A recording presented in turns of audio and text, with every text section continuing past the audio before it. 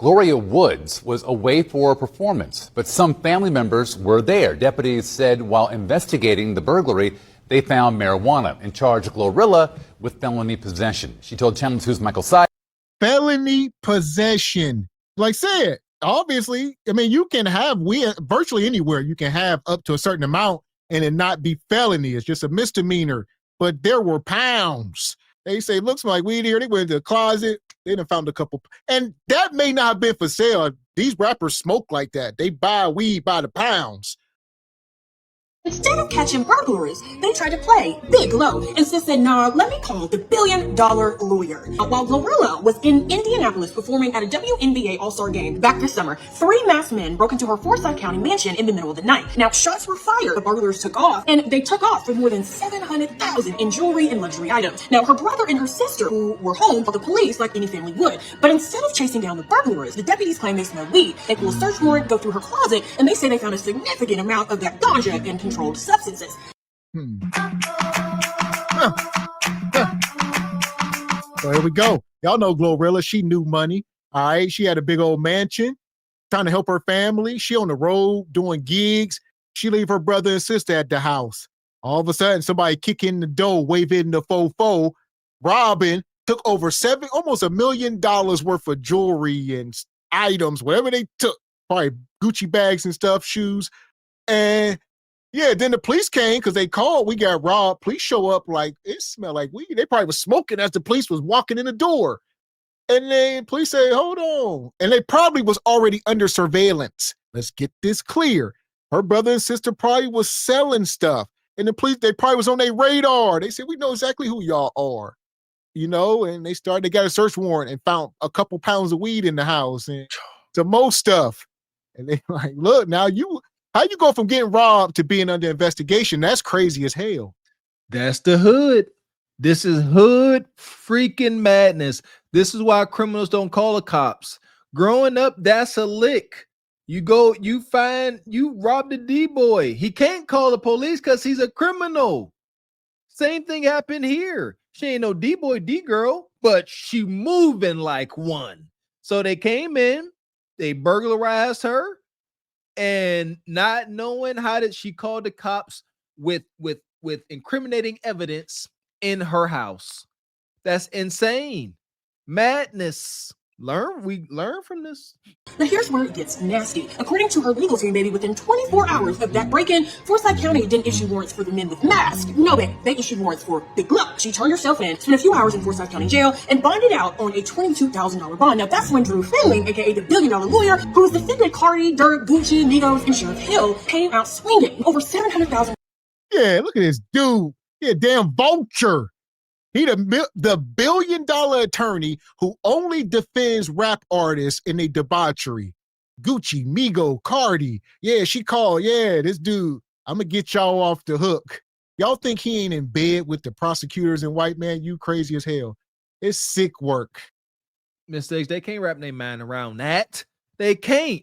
He like, look, Cardi, look here, Glow. Listen, I'm going to take care of this, you know. It's only going to cost you about, 1.2, 1.3. I get you. And like Mr. X said, this like them old parodies in the Ice Cube video with what's his name? Y'all know, I'm sure y'all tell me. What's the dude name that was ripping off NWA? The white Jerry Heller. Come on now, this been going on forever, man. That just sheep to the slaughter. And like Miss X point out, allegations. I can see it though. So he's seen the prosecutor. He like, look, like I got the 1.3. I got a cool 5 for you. Just be cool. I won't put none of this past them. It's a racket. Hill came out swinging. Over $700,000 was stolen, and within 24 hours there were warrants for her. That's unconsolable. Glow is speaking out for herself too. She actually said her home was invaded. She wasn't even home, but she's the one that got arrested. And the kicker, Sheriff Ron Freeman himself, originally said Glow and her family were victims of a serious crime and promised justice. But here we are months later. The burglars are still free. The evidence is still pending testing at the GBI lab. Look at the sheriff. They talking about the sheriff. It was violent. Somebody kicked in the door. They say shots was fired. Somebody was in there shooting. Almost $1 million was heisted. What are we talking about? And what makes this all foggy? that the plaintiff turned it to the defendant. Like, God dang, you called the cops. You're the plaintiff. I've been wronged. I've been legally wronged and probably shot at. But now you go from being a plaintiff to the defendant. They ain't even worried about who stole your stuff. They worry about you. They're like, all right, they stole your stuff, whatever. Where the drugs come from. Golly. Promised justice. But here we are months later. The burglars are still free. The evidence is still pending testing at the GBI lab. Only charges on record are against Big Glow. Nominated rapper Glorilla is opening up after 3 intruders broke into her home. This happened in July at her home in Forsyth County. The rapper, whose real name is Gloria Woods, was away for a performance, but some family members were there. Deputies said while investigating the burglary, they found marijuana and charged Glorilla with felony possession. She told Channel 2's Michael Seid. Felony possession. Like said, obviously, I mean, you can have weed virtually anywhere. You can have up to a certain amount and it not be felony. It's just a misdemeanor. But there were pounds. They say, looks like weed here. They went to the closet. They done found a couple. And that may not have been for sale. These rappers smoke like that. They buy weed by the pounds. So that's a thing. But nonetheless, who knows? Her brother and her sister was in the house. I don't know what they was doing. Too much. What is that? Conspiracy to distribute. And you ain't no way around that. You telling the truth, but good luck, explain that to the prosecution. That's all me. 2 pounds? Like, come on. You got to be smart when you have a lot to lose. This is Big Glow. She was in the, the supply closet. She come a mighty, mighty, mighty long way. Mr. X said this, man. You do all this time in the streets where the Grim Reaper was on your back, and then you get out of that, and you clean and clear. You doing something legal, and then you allow bad habits from your past to mess up what you have built.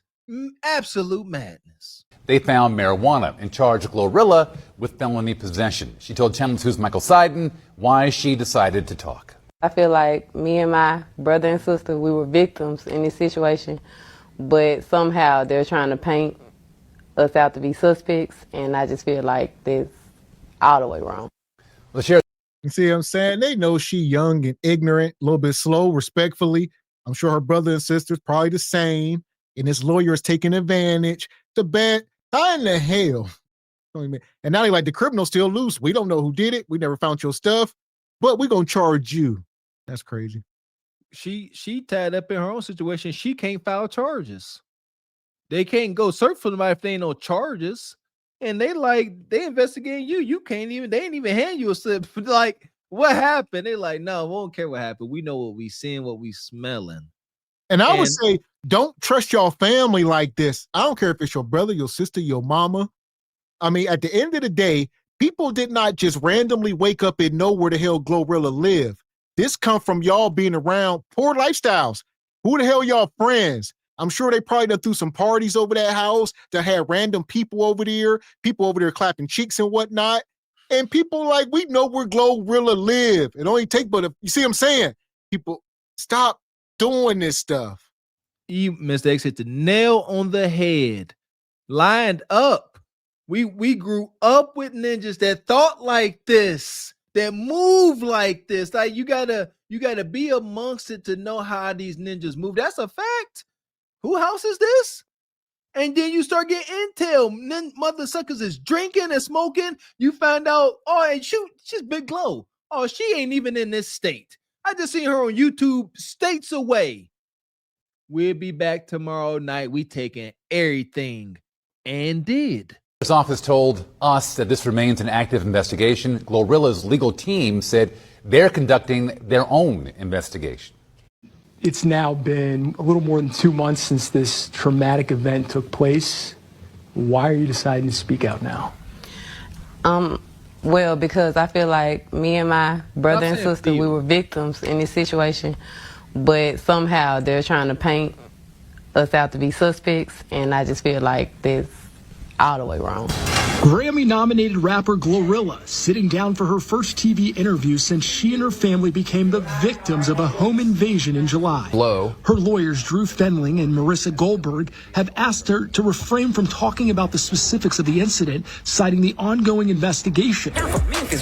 But they told me that the hip-hop superstar, whose real name is Gloria Woods, was in Indianapolis performing during the WNBA All-Star Weekend when 3 armed intruders broke into her Forsyth County home.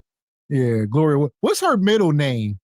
It was out a few months. Her name is Glorious or something. She got a wild name. Wasn't her middle name something crazy? I know one of y'all know.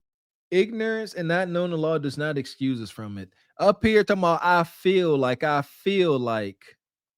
Come on, man. Don't say you feel. There go. Hallelujah. Her name is Gloria Hallelujah Woods. Yeah! Boom, shakalaka! Can't make this up. Yeah. Hallelujah. I remember that was going viral a few months ago. People, they found her government name. I said, hallelujah. Yeah.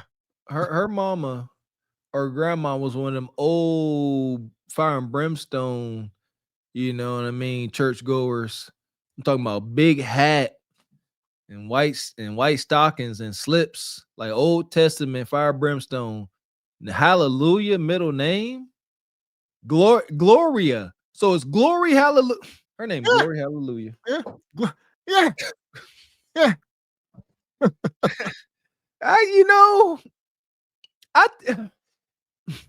It works. She made it. Now, if Glory Hallelujah is a P2 out on Figaro, that's tough. That ain't so much Glory Hallelujah, but financial success has been gained. So in the impoverished melanated community, Glory Hallelujah indeed. She's rich. Her name is Glory Hallelujah. Y'all want to call her Glorilla. That's Glory Hallelujah. I'm going to start calling her that. Yeah, I will never call her Glorilla again. Shout out to Big Hallelujah. In the middle of the night, a family member fired at the burglars, but they got away before police arrived. Over $700,000 of items were stolen from her home. And so her brother and sister naturally called the police when this was all going on. But according to court documents, when investigators searched the home, they found a significant amount of marijuana and charged her with felony possession of marijuana. She voluntarily surrendered and was released on bond the same day. You have to think about not only the effect to Gloria and her family, but also to folks who see what happened here. Well, the most egregious part is that there seems to be no movement whatsoever in this home invasion, but rather within 24 hours, there were warrants for her arrest. Man, he up here talking about egregious. He must be over here watching SBC. He said the most egregious thing about this?